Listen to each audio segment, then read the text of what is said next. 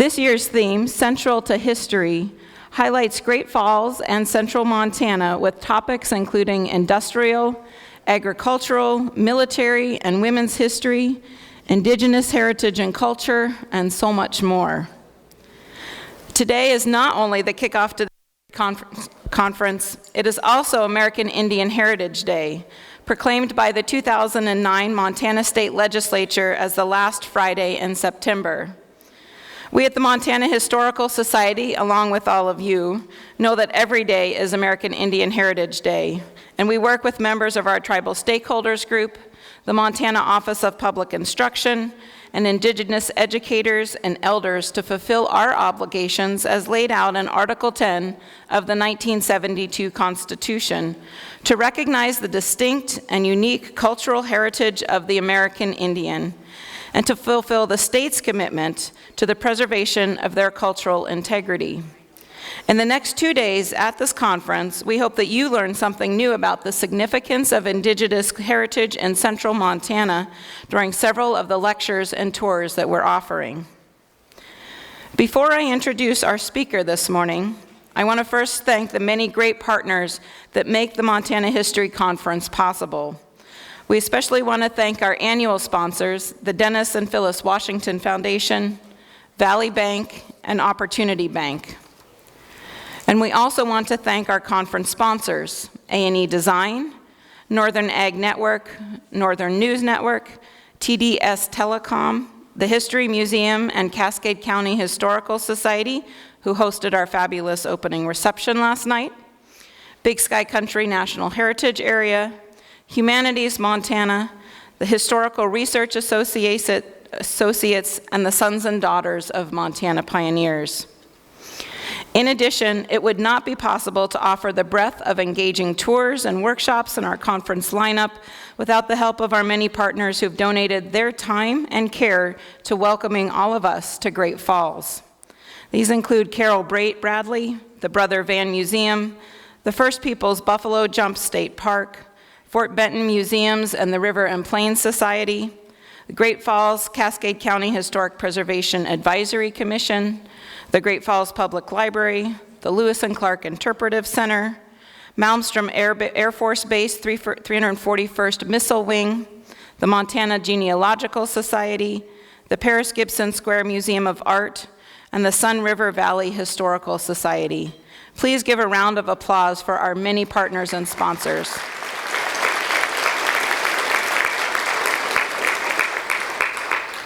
Thank you so much.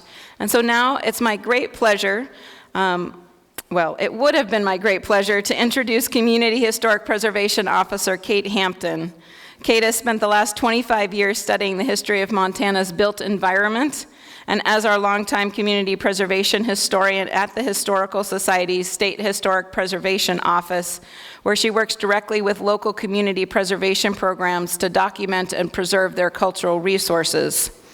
When Kate found out this year's conference location was Great Falls and the theme was central to history, she quickly rattled off half a dozen reasons why Great Falls and the surrounding areas represent the epicenter of Montana history, geographically, anthropologically, industrially, archaeologically, militarily, recreationally, and even extraterrestrially. And we would love to welcome Kate. However, sadly, she is ill and can't be with us today. So reading her talk this morning will be Martha Kohl.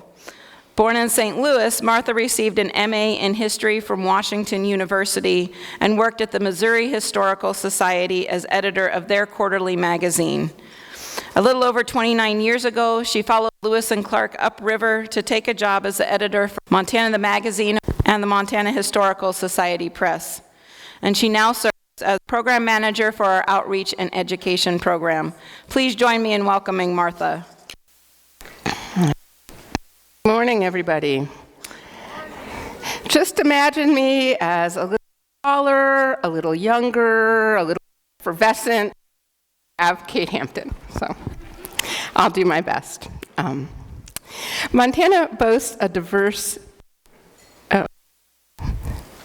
Montana boasts a diverse and dramatic landscape, shaped by eons of mountain building and erosion and sculpted by glaciers, wind, and rivers. For thousands of years, people have lived here, traveled through here, hunted here, and traded here.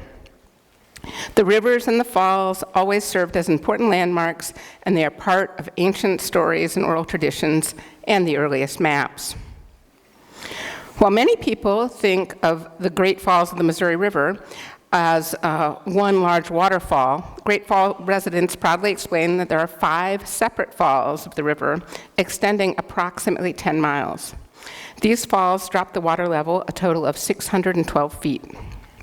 In upstream order, traveling east to west, they are Great Falls, which today lies beneath the 1915 Ryan Dam, Crooked Falls, which remain in their natural state, Rainbow Falls, mostly covered by the Rainbow Dam in 19... Coulter Falls, now submerged by the reservoir created by Rainbow Dam. Black Eagle Falls, called the Upper Pitch by the Corps of Discovery, gets its name from an eagle who nested in a large cottonwood tree on one of the river islands. Built in 1890, Black Eagle Dam submerged about 50% of the falls. There are 2 additional dams in the area, Cochrane Dam, built in 1958, and Maroney Dam, completed in 1930. 4 springs of unusual size are known to occur in Montana: Giant Springs and Great Falls, Big Springs southeast of Lewistown, Warm Springs north of Lewistown, and Big Springs near Toston. The Giant Springs, though, tops them all. One of the largest freshwater springs in the country, and by far the largest in Montana, it produces over 156 million gallons of water each day. In 1940, Lincoln City's Oregon's D River Channel at 440 feet claimed to be the shortest river in the world. But in 1987, Mrs. Susie Nardlinger's 5th grade class in Great Falls proved the Roe River at just 201 feet is the shortest. In the 1987 Guinness Book of World Records, D River was out and Roe River was in. This ignited a rivalry that lasted for decades. Dallas Neal, a Montana football star and future NFL player, was even dispatched to The Tonight Show to plead his river's cause. The squabbles continued back and forth with arguments about high tide and man-made conveyances, so the Guinness Book dropped the category altogether.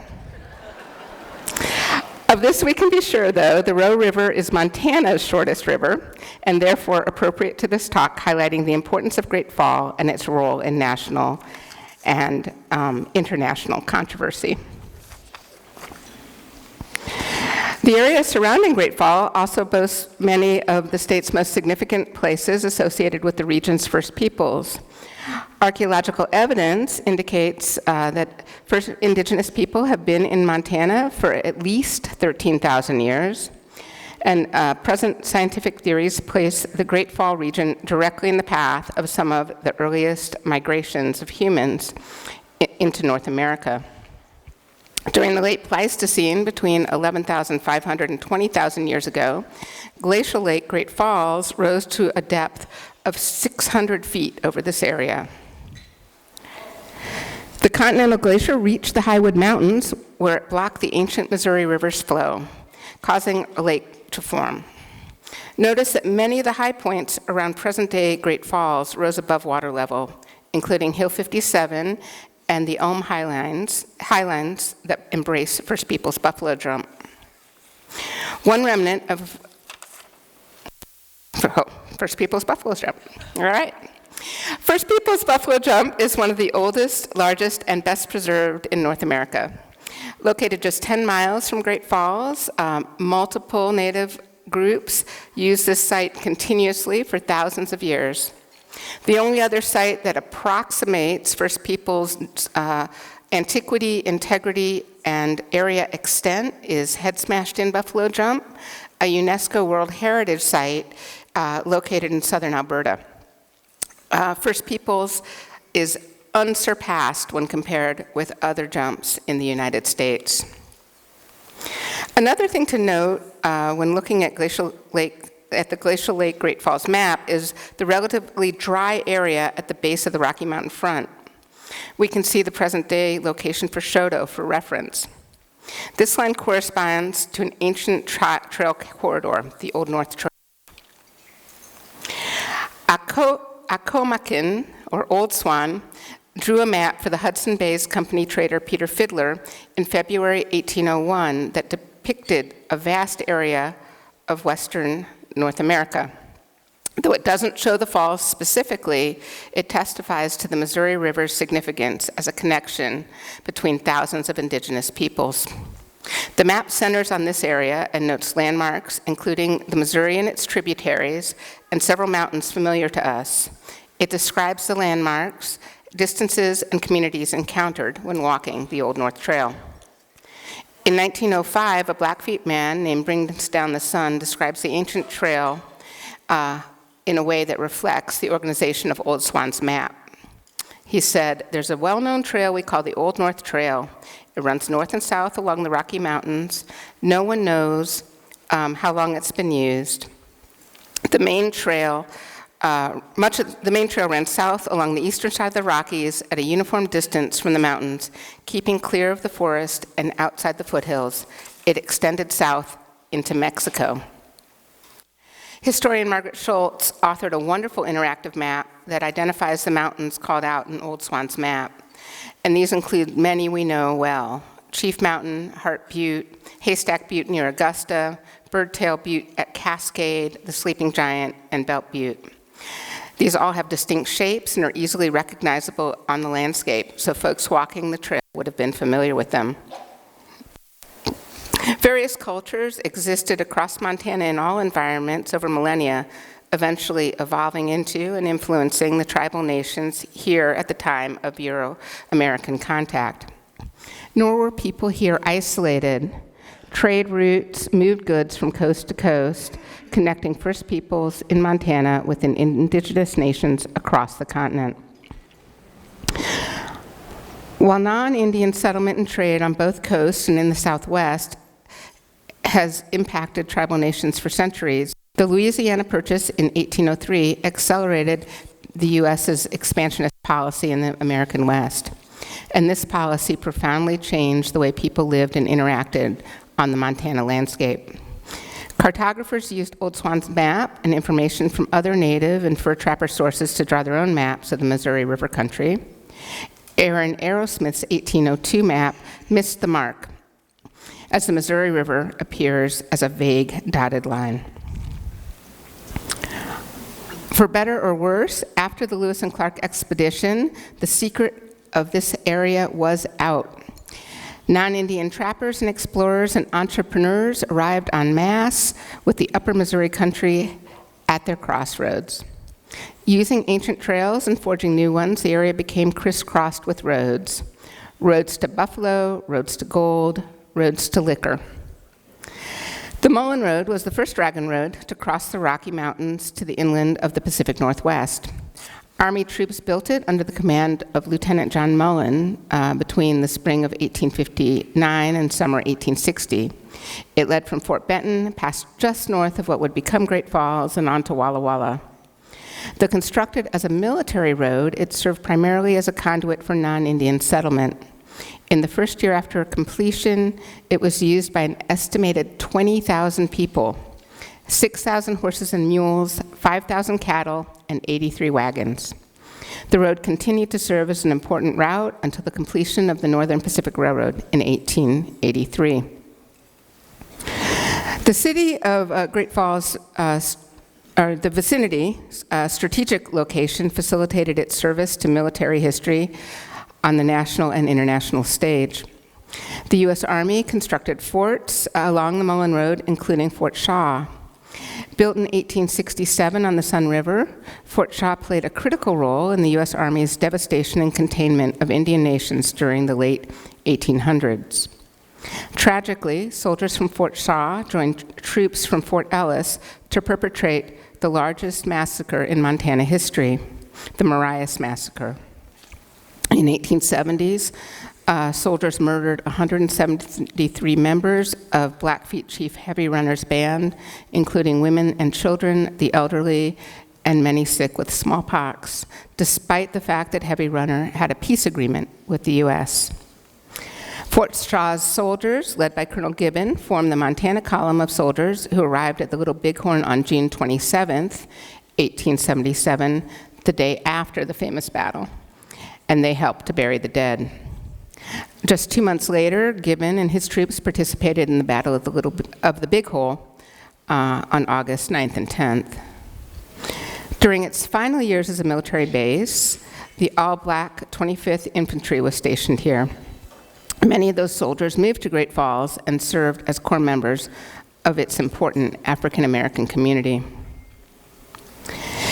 Nearby St. Peter's Mission functioned as a church and a school, and in 1883 and 1884, a key figure in the Métis resistance, Louis Riel, worked there as a teacher. During those 2 years, he made connections and participated in political meetings with fellow Métis.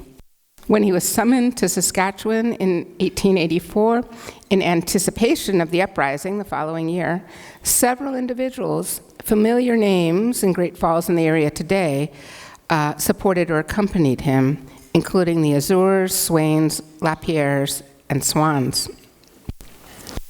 Nearby Fort Benton served as Montana's transportation center as the head of navigation on the Missouri, but that all changed when Paris Gibson convinced railroad baron James J. Hill to finance the establishment of Great Falls. He filed the town suit plat on September 29, 1884. Gibbon's meticulous planning resulted in Montana's most thoughtfully engineered city. He planned the rail lines to follow the flatland on the river bottom, for industries to develop along the river bank to the northeast, and to have a landscaped riverfront park to the west. Residents would live in neighborhoods flanking the central business district at the heart of the community.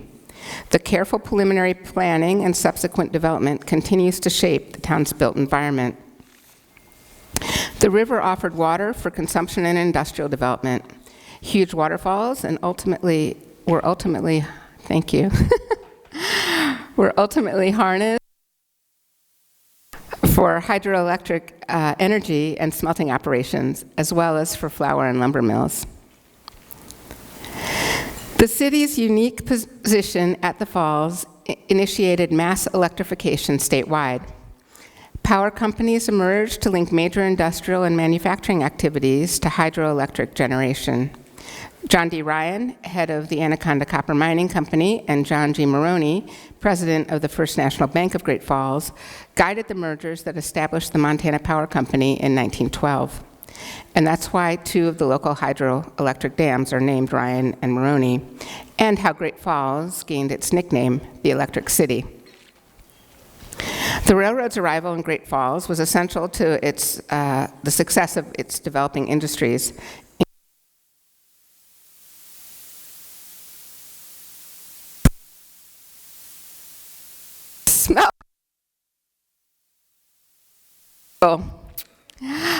Great Falls smelter operation began in 1892 with the Boston and Montana Company, which the Anaconda Copper Mining Company acquired in 1910.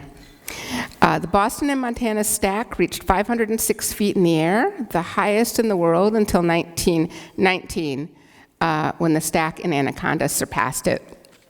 The Black Eagle smelter employed thousands and was a huge part of the Great Falls economy and identity. In addition to copper refining and production that electrified the world, the operation included zinc smelting and refining. The plant closed in 1980. Great Falls industrialization expanded in 1923 with the construction of the Sunburst Oil Refinery. Though not Montana's first refinery, Lewistown and Miles City had refineries in 1921 and 1922, the Sunburst immediately outpaced them with a 3,000 barrel capacity and a plant that covered 22 acres. Great Falls was at the center of oil production in Montana during the 1920s and 1930s. The falls powered the Milwaukee Road's electrified railway. Great Falls continued its dominance in the state's as a state's transportation center as aviation took flight. While many of Montanans' firsts in aviation took place elsewhere, Great Falls is the most significant place associated with Montana's aviation history. Great Falls constructed its first airport, located on Gore Hill, first woman licensed to fly planes in Montana. She and her husband Earl established Vance Aviation in Great Falls, and with Amelia Earhart, Esther founded the 99s, the National Club for Female Pilots. Falls Airport served as an important link in the nation's airways along the northern transcontinental air route between New York and Seattle, and as the terminus of both the Salt Lake to Great Falls and Cheyenne to Great Falls Airways. In the U.S. War Department, leased the airport, called Gord Field during World War II, for use by the 7th Ferrying Group Air Transport Command. The Lend-Lease delivery route to the Soviet Union began in Great Falls and went through Western Canada to land in Alaska, then continued to Siberia and finally to Moscow. This route totaled 7,900 miles. During the war years, more than 7,500 bombers and fighter aircraft passed through Great Falls. Hazel Ying Lee broke boundaries and made history as one of 2 Chinese-American members of the Women's Air Force Service Pilots. On November 23, 1944, Lee flew from Niagara Falls to Great Falls. While trying to land, however, mixed signals from the control tower caused Lee's P-63 King Cobra to collide with another airplane. Lee died 2 days later from her injuries, 32 years old. Great Falls also headquartered the B-17 bombers and Norden Bombsight training facilities in Montana. This mission was second only to the Manhattan Project in significance and size during the war. By 1941, Montana was home to 4 top-secret training facilities where hundreds of airmen learned to crew the massive flying fortresses and to master the precision bomb sight. And now I have lost the clicker. Oh, there it is. All right.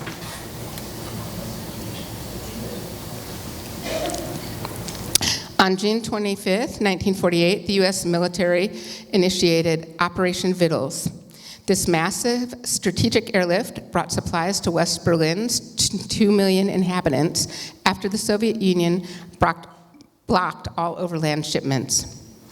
Great Falls Air Force Base played a critical role in securing the success of this vital operation, serving as the aircrew training site for Berlin-bound C-54 airplanes. The Berlin airlift lasted for more than a year and carried more than 2.3 million tons of cargo into West Berlin. Since the early 1960s, Mouse from Air Force Base has hosted another incredibly significant program, the Minuteman missiles.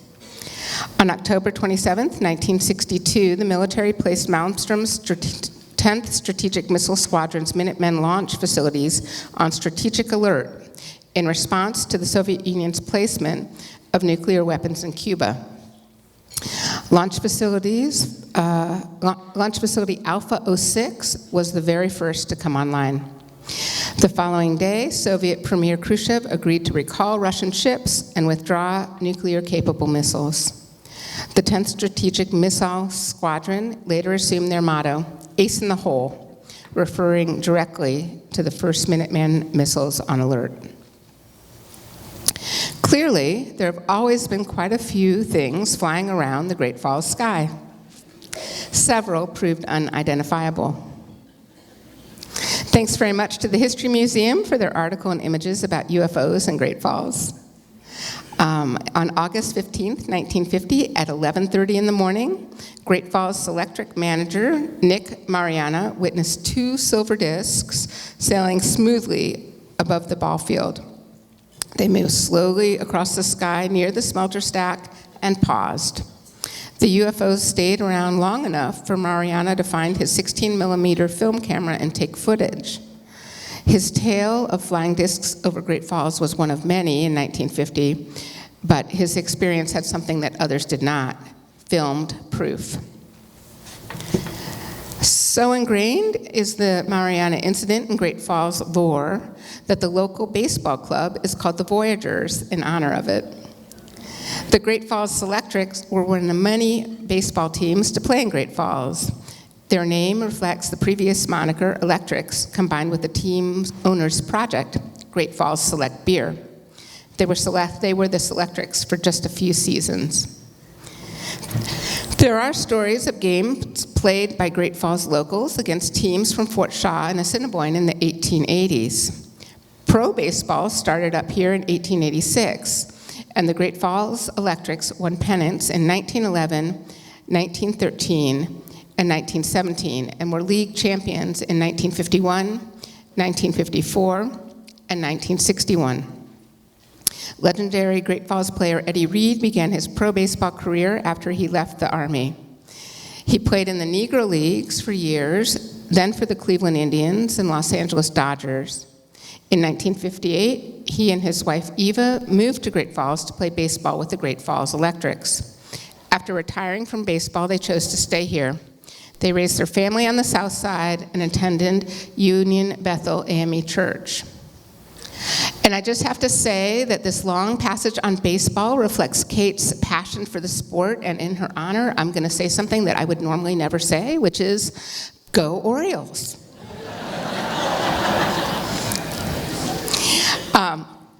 Though Mr. Reed had left the military by the time he moved to Great Falls, he was one of many veterans active in the Great Falls, in the Black community. The military brought a lot of people to Great Falls, among them African Americans who established Great Falls as the center of Black community and social activism in Montana. Union Bethel AME Church stands as one of the most significant properties associated with Montana's African American history. By the 1910s, Jim Crow had infiltrated Montana's codes and Great Falls local ordinances, placing restriction on Black residents' ability to marry, work, and patronize businesses. Union Bethel women established the Dunbar Art and Study Club in 1918. Over the subsequent decades, the club organized educational lectures and services, provided financial and social support to community members in need, and actively pursued the repeal of discriminatory laws, ordinances, and policies. While prejudice in Montana and in Great Falls continued and racial tensions flared, local, state, and federal laws slowly began to change. Montana Senators Manfield and Metcalf provided essential leadership in the passage of the National Civil Rights Act of 1964, and Montana's 1972 Constitution declared that the dignity of the human being is inviolable. No person shall be denied equal protection of the laws. The 100 members of the 1972 Constitution included 19 women, one of whom, Arlene Reichart, knew firsthand the need to enshrine equal rights for all under the laws. A mother of 5, who was once denied employment because she was a married woman, Mrs. Reichart witnessed not only discrimination towards women, but also towards people of color. Planning to go to lunch with her friend, the remarkable African-American librarian Alma Smith-Jenkins, she was angered by the fact that Mrs. Jacobs was denied service in restaurants in Great Falls. Arlene Reichart dedicated her life to public service in her work at the McLaughlin Research Group, in the League of Women Voters, and in her historic preservation advocacy. Indeed, lovingly, she will always be known as the Bridge Lady for her decades-long commitment to saving the 10th Street Bridge. The 1972 Montana Constitution went far to protect the civil rights of every Montanan. But sadly, African Americans were not the only underrepresented group that had faced discrimination in Montana and Great Falls. For most of Great Falls' existence, Chinese people were simply not allowed to live in the city. Indeed, city boosters proudly announced that Great Falls is a white man's city and offered a hearty welcome for all who come: Englishmen, Frenchmen, Germans, Irishmen, Scandinavians, and no Chinese. That legacy was often violent and always hateful. Not until 1941, when George and Rudy Wong petitioned to start a restaurant, the Mandarin Cafe, did the city council relent and allow a Chinese-owned business here. In 1892, Fort Shaw transitioned from a military fort to the Fort Shaw Government Industrial Boarding School. The facility was modeled after the Carlisle Indian School in Pennsylvania, whose motto was "Kill the Indian and save the man." In addition to regular classes, boys received instructions in blacksmithing, shoemaking, carpentry, tailoring, and agriculture, and girls were taught housework and dressmaking. The school, like others like it, left a legacy of trauma and pain for students and their families who endured decades of physical and emotional abuse. The school closed in 1910. But one bright spot in the boarding school's history is basketball. In 1903, the girls' team played statewide and became the undisputed Montana champions. The following year in St. Louis, for 5 months at the World's Fair Model Indian School, the girls dazzled audiences not only on the court, but also with their mandolin concerts and dances. By the close of the fair, the Fort Shaw girls won their games on the international stage and were crowned champions of the world. Historian Laura Ferguson wrote, "With all they had to overcome and all they had to leave behind, the girls' glory was well earned. Their achievements demonstrate their ability to excel despite personal tragedies, destructive federal Indian policies, and limitations imposed on them as Indian women in turn-of-the-century America. Even today, their victories in life and in basketball continue to inspire us and make us better." Many Métis, Chippewa, and Cree people who did not have treaties nor reservations lived and continue to live in central Montana, including Great Falls. It took nearly 130 years of self-advocacy and remarkable persistence for the Little Show Band of Chippewa Indians to achieve federal recognition in 2019, and they situated their nation's headquarters here. The U.S. government and the railroads systematically encouraged non-Indians to come to Montana and start farms. Immigrants arrived and built agricultural operations on the rich soils between the Missouri and the Marias Rivers. Many new arrivals thronged to the U.S. land offices in Montana in the years following the passage of the 1909 Enlarged Homestead Act, which allowed for 320-acre homesteads. The ensuing surge in Montana transformed north-central Montana from a vast expanse of rolling grasslands into a patchwork of small farms. Great Falls serves as the hub of agricultural production here in Montana's breadbasket. It's located at the southern point of the Golden Triangle, a region that annually seeds 2.2 million acres of wheat. Other beloved agriculturists are dairy farmers and ranchers. The Ayrshire Dairy served central Montana and Great Falls in particular for decades. Ranching and the cowboy life were particular favorite topics for Montana's most famous artist, Charlie Russell. From his adopted home in Great Falls, with the help of his wife Nancy, he forged a monumental career. His studio and home, now part of the C.M. Russell Museum, is a National Historic Landmark. Other artists to grace Great Falls include important architects. George Bird arrived at the confluence of the Missouri and Sun Rivers in 1882 and worked with Paris Gibson as the city's engineer.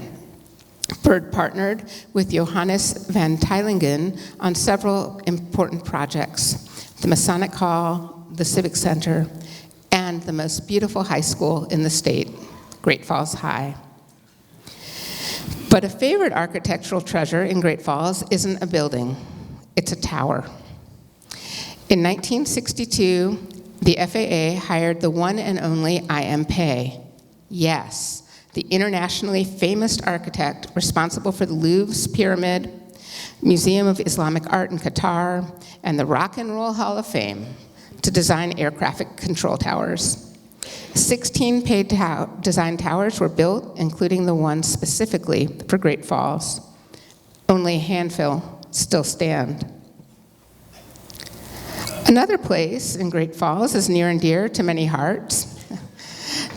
The Sip and Dip Tiki Bar was named the best bar in the country to travel to by GQ magazine in 2003. While we miss the musical stylings of Piano Pat, the mermaids and the tropical drinks never disappoint. Indeed, several members of the Montana Historical Society staff have been spotted there from time to time. Great Falls is no stranger to the arts.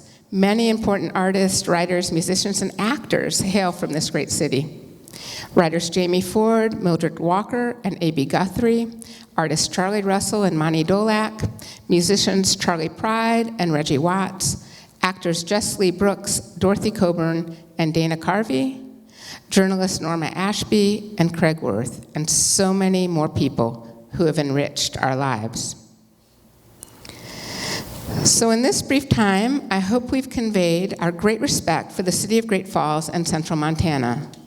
The history represented in this landscape touches on all of Montana and U.S. history, and even reaches across international and possibly galactic borders. At this conference, we will continue to learn about the cascade of cultural influences here in this remarkable place. Thank you.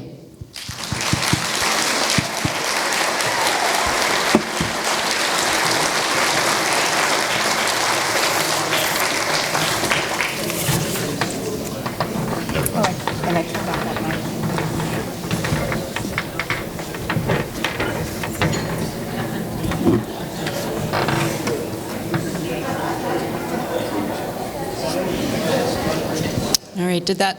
Perfect. Thank you so much, Martha, for that wonderful speech and for representing Kate Hampton for it this morning. But just one more round of applause for Martha.